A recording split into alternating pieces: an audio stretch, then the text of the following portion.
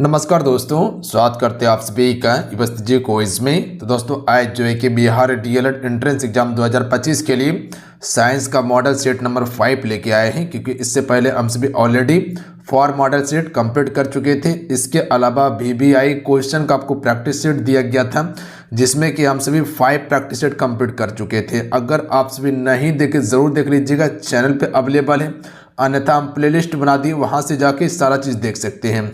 Playlist का link description में दिया हुआ है। तो चलिए शुरू करते हैं आज की सेशन को। सभी एक बार सेशन को फटाफट लाइक कर लीजिएगा आप सभी। आज का फर्स्ट क्वेश्चन देखिए, पहला क्वेश्चन है कि निम्नलिखित में से कौन सा एक नवीकरणीय ऊर्जा का स्रोत है।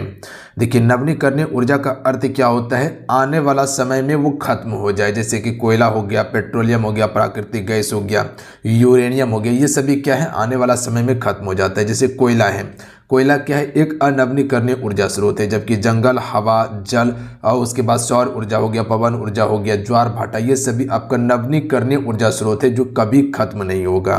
तो ऑप्शन नंबर सी इसका करेक्ट आंसर हो जाएगा, ध्यान दीजिएगा आप सभी। अच्छा, कोयला जो है कि जलने के बाद क्या उत्पन्न करता है, CO2 उत्पन्न करता है, ध्यान दीजिएगा आप सभी। तो option number C correct answer होगा। अगला क्वेश्चन है कि इनमें से सबसे अधिक सक्रिय धातु कौन सी है। देखिए, सबसे अधिक सक्रिय धातु की बात किया जाए ना, तो ये आपका ऑप्शन के हिसाब से रिबेडियम बिल्कुल करेक्ट आंसर होगा, याद रखिएगा। हालांकि सबसे ज़्यादा सक्रिय जो होता है वो सीजियम होता है, अभी हम आपको बताते हैं, सीजियम होता है। देखिए, इसका अगर सक्रियता देखिएगा तो सबसे ज़्यादा जो होता है वो आपका सीजियम का होता है, उसके बाद कह सकते हैं, उसके बाद जो होता है वो आपका रेबिडियम का होता है, उसके बाद आप याद रखिएगा जो पोटासियम होता है इसका होता है, उसके बाद जो है कि आपका सोडियम का होता है, उसके बाद जो है कि लिथियम का होता है। ध्यान दीजिएगा आप सभी, बात समझ गए आप सभी। उसके बाद आपका लिथियम का होता है। तो ऑप्शन के हिसाब से हम यहाँ पर रेबिडियम की तरफ जा सकते हैं, ध्यान दीजिएगा आपसे, बात समझ गए आप सभी। पोटासियम की बात किया जाए तो सोडियम से ज़्यादा सक्रिय होता है पोटासियम, याद रखिएगा आपसे, बात समझ गए आप सभी। आपका जो लिथियम है ये आपका हल्की धातु होता है और ये क्षारीय धातु है। अगला क्वेश्चन देख लीजिएगा, क्वेश्चन है कि फ्रिज के बाहर भी गर्म भोजन का गंध डैश प्रक्रिया के कारण आता है। फ्रिज के बाहर भी गर्म भोजन का गंध किसके कारण से आता है, विसरण के कारण से आता है, याद रखिएगा आप सभी, विसरण के कारण से आता है। अगर वाष्पीकरण की बात किया जाए तो द्रव अगर डायरेक्ट वो गैस में बदल जाए ना, तो वही आपका वाष्पीकरण होता है, ध्यान दीजिएगा। उसके बाद ऊर्ध्वापातन की बात किया जाए तो ठोस अगर डायरेक्ट गैस में बदल जाता है तो वो आपको ऊर्ध्वापातन होता है। और विसरण की बात किया जाए तो कोई भी कह सकते हैं कि गैस अगर फैलने लगेगा तो वो महकने लगता है, याद रखिएगा, विसरण मतलब फैलना हो जाता है। तो ध्यान देंगे आप सभी। अगला क्वेश्चन देख लीजिएगा, क्वेश्चन है कि कोशिकाएं आमतौर पर किस पर कार्य करती हैं। तो देखिए, कोशिका आमतौर पर जो है यह तंत्रिका तंत्र पर कार्य करती है, ऑप्शन में सी राइट आंसर होगा, याद रखिएगा आप सभी। पाचन तंत्र में क्या होता है, भोजन का पाचन होता है। तंत्रिका तंत्र की बात किया जाए तो आपको पता होना चाहिए कि मानव शरीर का सबसे लंबी कोशिका कौन सी है, तंत्रिका तंत्र की। जबकि अगर डायरेक्ट क्वेश्चन पूछा जाए कि सबसे लंबी कोशिका किसका होता है, शुतुरमुर्ग अंडे की सबसे लंबी कोशिका होता है, ध्यान देंगे आप सभी। अगला क्वेश्चन देखिएगा कि निम्नलिखित में से एक निश्चित गहराई निम्नलिखित में से किस द्रव में दाब का मान सबसे अधिक होगा। तो देखिए, यहाँ पर आपका समुद्र की पानी में द्रव में सबसे अधिक जो है कि आपका दाब होगा, याद रखिएगा। अगर यहाँ पर अगर पानी की घनत्व की बात किया जाए कि समुद्र में पानी का घनत्व कितना होता है, तो 1030 kg प्रति मीटर क्यूब होता है, याद रखिएगा आप सभी। और वही स्वच्छ जल में बात किया जाए तो यहाँ पर आपका 1000 केजी मीटर क्यूब होता है, 1000 केजी मीटर प्रति केजी मीटर क्यूब होता है। अल्कोहल का घनत्व देखिएगा तो आपका जल से कम होता है अल्कोहल का घनत्व, और पेट्रोलियम का भी घनत्व क्या होता है, जल से कम होता है। अगला क्वेश्चन देख लीजिएगा, क्वेश्चन में 6 है कि यौगिक जिनमें अनुगुण समान किंतु संरचना सूत्र अलग होते हैं उसे क्या कहा जाता है। तो इसे हम सभी समाअवयवी के नाम से जानते हैं, सी राइट आंसर होगा, ध्यान देंगे आप सभी। अच्छा, समस्थानिक क्या होता है, तो याद रखिएगा, एक ही तत्व के ऐसे परमाणु जिनके प्रोटॉन की संख्या समान परंतु न्यूट्रॉन की संख्या भिन्न हो। क्या बताएं, समस्थानिक किसे कहा जाता है, एक ही तत्व के ऐसे परमाणु जिनके प्रोटॉनों की संख्या समान परंतु न्यूट्रॉनों की संख्या भिन्न हो, उसे हम सभी क्या कहते हैं, समस्थानिक कहते हैं, याद रखिएगा आप सभी। जैसे कि हाइड्रोजन के कितने समस्थानिक होता है, तो 3 समस्थानिक होता है। पहला होता है प्रोटियम, उसके बाद ड्यूटेरियम और तीसरा होता है आपका ट्रिटियम, याद रखिएगा आप सभी, बात समझे। अगला क्वेश्चन देख लीजिएगा कि राइबोसोम किसके लिए केंद्र स्थल है। देखिए राइबोसोम जो है ये आपका प्रोटीन संश्लेषण के लिए केंद्र स्थल है, तो ऑप्शन में बी राइट आंसर होगा। जैसे कि अगर आप सभी कोशिका देखिएगा तो इसी में आपको केंद्रक देखने के लिए मिलता है, इसी में आपका राइबोसोम होता है। अंतःप्रद्रव्य जालिका में जो खोरदरी होता है वो क्या करता है, प्रोटीन का संश्लेषण करता है। इसी में आपका क्या होता है, लाइसोसोम पाया जाता है जिसे आत्महत्या की थैली कहा जाता है, और इसी में माइटोकॉन्ड्रिया भी होता है जिसे हम पावर हाउस कहते हैं। तो याद रखिएगा आप सभी, तो प्रोटीन का संश्लेषण कौन करता है, राइबोसोम करता है। बात समझ गए आप सभी। और माइटोकॉन्ड्रिया का कार्य क्या होता है, ऊर्जा को संग्रहित करना होता है, जो कि एटीपी के रूप में करता है। अगला क्वेश्चन है कि कृमि खाद जिसे वर्मी कंपोस्ट कहते हैं निम्नलिखित में से किस कृमि कीड़े का उपयोग करके बनाया जाता है। तो देखिए वर्मी कंपोस्ट जो है ये आपका केचुआ से बनाया जाता है, ध्यान दीजिएगा आप सभी। वर्मी कंपोस्ट केचुआ से बनाया जाता है। अगर वहीं पर बात किया जाए कि सोल कृमि क्या है, तो जल में पाए जाने वाला परजीवी होता है। और उसके बाद हुक कृमि क्या है, तो हुक कृमि मानव की आंत में पाए जाने वाला परजीवी है। तो ये सभी आपका परजीवी ही होता है। और कृमि जो होता है खाद बनाने में सबसे ज़्यादा उपयोगी होता है। और केचुआ जैविक अपशिष्ट खाद बनाने के लिए प्रसिद्ध है आपका कौन, केचुआ। अगला क्वेश्चन देखिए, अगला क्वेश्चन देखिए, वेरिसेला वायरस से होता है।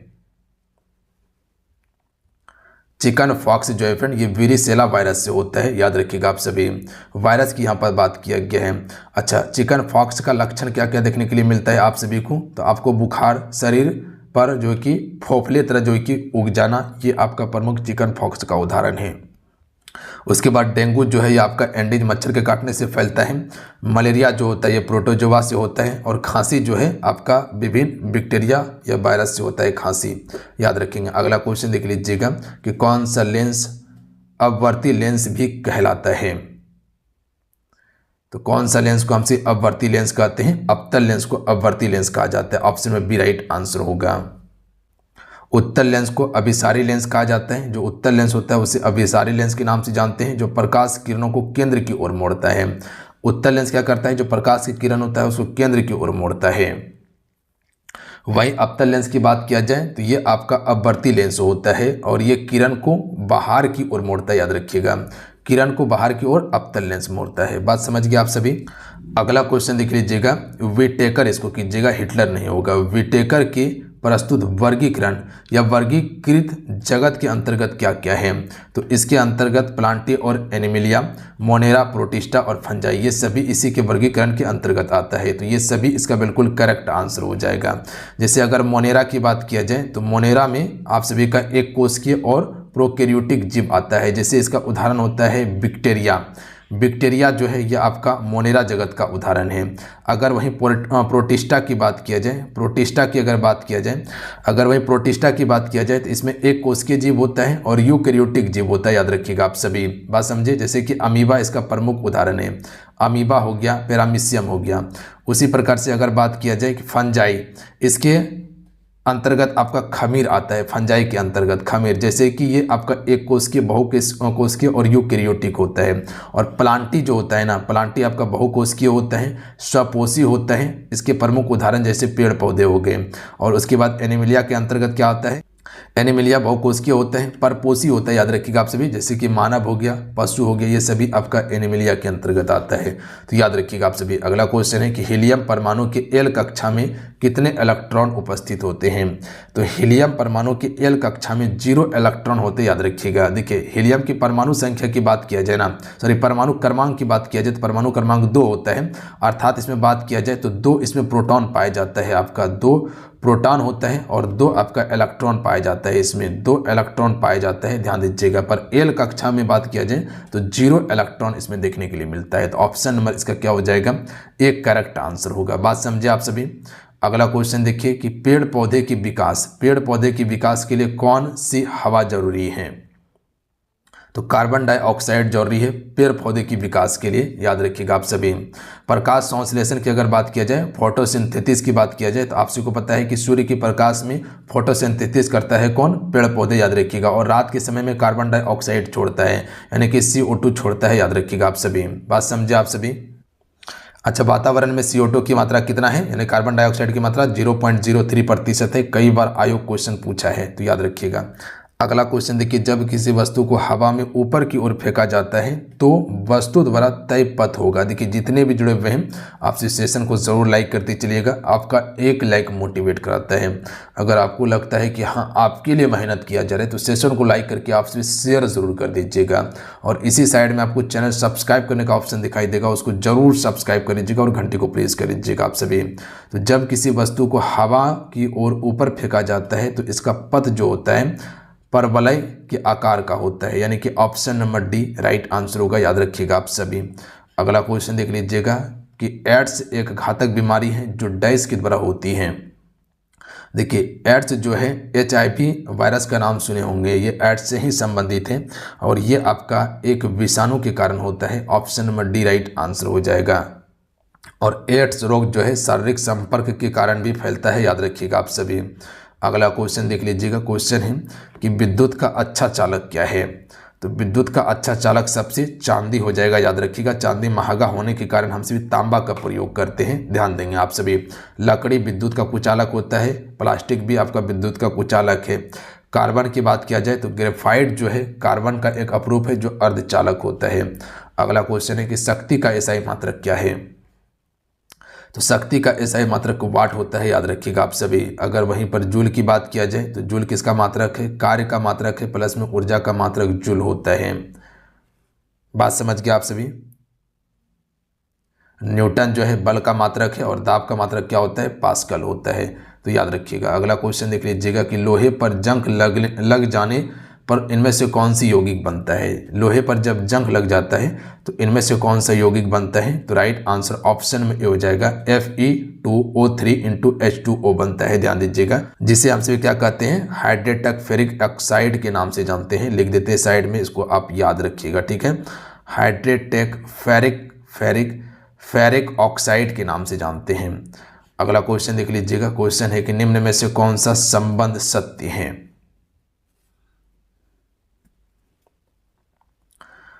तो राइट आंसर ऑप्शन में सी हो जाएगा, V = I × R होता है, याद रखिएगा आप सभी। V की बात किया जाए तो ये वोल्टेज को प्रदर्शित करता है, वहीं पर I की बात किया जाए ना, I जो होता है ये धारा को प्रदर्शित करता है, और उसके बाद जो है कि R जो होता है ये प्रतिरोध को प्रदर्शित करता है, याद रखिएगा। तो यानी कि वोल्टेज बराबर होता है धारा इंटू प्रतिरोध होता है। बात समझ गए आप सभी। वोल्टेज बराबर क्या होता है, धारा इंटू प्रतिरोध होता है। अगला क्वेश्चन है कि ऑर्गन सिस्टम अस्त्र का संगठन नहीं पाया जाता है। ऑर्गन सिस्टम अस्त्र का संगठन किसमें नहीं पाया जाता है, ऑप्शन में डी राइट आंसर होगा, प्लेटीहेल्मिन्थेस में आपका जो है कि नहीं पाया जाता है, जिसे हम सभी चपटे कृमि के नाम से जानते हैं, याद रखिएगा आप सभी। तो ऑप्शन नंबर इसका डी करेक्ट आंसर होगा। अब आइए कुछ इंपॉर्टेंट क्वेश्चन आपको करवा देते हैं जो कि ये बूस्टर की तरह काम करेगा आप सभी का। देखिए पहला क्वेश्चन याद रखिएगा, कोशिका का ऊर्जा उत्पादन केंद्र किसे कहा जाता है, माइटोकॉन्ड्रिया को कहा जाता है। फटाफट आपसे याद करते चलिएगा, बूस्टर की तरह काम करने वाला है। ये सभी इंपॉर्टेंट प्रश्न हैं। प्रोटीन का संश्लेषण राइबोसोम में होता है। अगला क्वेश्चन देखिए, प्रकाश संश्लेषण की क्रिया में कौन सी गैस अवशोषित होती है, तो कार्बन डाइऑक्साइड गैस होती है, CO2, याद रखिएगा आप सभी। अगला क्वेश्चन देखिए, मानव हृदय में कुल कितने कक्ष होते हैं, तो मानव हृदय में कुल 4 कक्ष होते हैं, याद रखिएगा। अगला क्वेश्चन देख लीजिएगा कि रक्त में कौन सा घटक ऑक्सीजन का परिवहन करता है, तो हीमोग्लोबिन जो होता है ये RBC में पाया जाता है, यही आपका रक्त कह सकते हैं कि घटक ऑक्सीजन परिवहन करता है। अगला क्वेश्चन है कि DNA की द्विसर्पिल संरचना यानी कि डबल हेलिक्स मॉडल किसने प्रस्तुत किया था, वाटसन एवं क्रिक ने किया था, याद रखेंगे। अगला है अनुवांशिकता का जनक किसे कहा जाता है, ग्रेगर मेंडल को कहा जाता है अनुवांशिकता का जनक। एड्स रोग किस वायरस के कारण होता है, HIV, या कह सकते हैं कि शारीरिक संबंध के कारण होता है। मानव शरीर की सबसे बड़ी ग्रंथि कौन सी है, यकृत मानव शरीर की सबसे बड़ी ग्रंथि है, याद रखेंगे। अगला है इंसुलिन हार्मोन किस ग्रंथि द्वारा स्रावित होती है, तो अग्नाशय पनक्रियाज के द्वारा, जिसे पनक्रियाज के नाम से जानते हैं। अगला क्वेश्चन है कि पादप जल के परिवहन के लिए कौन सा उत्तक जिम्मेदार है, जाइलम जल के परिवहन के लिए, और फ्लोएम जो होता है वो भोजन का परिवहन करता है। अगला क्वेश्चन देखिए, मानव में समान रक्तचाप कितना होता है, ब्लड प्रेशर 120/80 mmG बराबर होता है, याद रखिएगा। अगला क्वेश्चन है कि प्लाज्मा किसका मुख्य घटक है, तो प्लाज्मा रक्त का मुख्य घटक होता है। मानव शरीर का समान तापमान कितना होता है, यहाँ पर फ़ारेनहाइट में बात किया जाए तो 98.6 फ़ारेनहाइट होता है। अगर वहीं केल्विन की बात किया जाए तो 310 डिग्री केल्विन होता है और सेल्सियस में 37 डिग्री सेल्सियस होता है। अगला है मानव में कुल कितने गुणसूत्र होते हैं, 46 गुणसूत्र होते हैं। जोड़ा में बात किया जाए तो 23 जोड़ा होता है।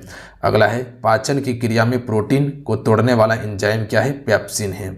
अगला क्वेश्चन है कि लाल रक्त कोशिकाएं यानी कि आरबीसी का जीवन काल कितना होता है, 120 दिन का होता है। अगला है विटामिन सी की कमी से रोग होता है, स्कॉर्बी रोग होता है। सबसे अच्छा स्रोत खट्टे फल होते हैं, याद रखिएगा, जैसे कि आंवला।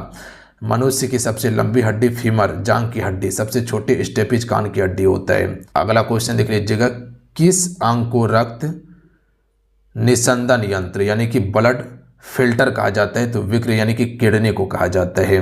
तो ध्यान दीजिएगा, जितना अभी ये वन लाइनर वाला आपको जो बताएं ये सारे इंपॉर्टेंट प्रश्न था, इसको आप याद जरूर कर लीजिएगा, बूस्टर की तरह आपको काम करने वाला है। तो चलिए आज कितना है, आज के सेशन को यहीं कंप्लीट करते हैं। सभी जाते जाते सेशन को लाइक करके शेयर जरूर कीजिएगा और कितने स्कोर किए नीचे कमेंट बॉक्स में जरूर बताइएगा। फटाफट सेशन को लाइक करके आपसे शेयर कर लीजिएगा, आप सभी इतना काम जरूर कर लीजिएगा। जय हिंद, वंदे मातरम।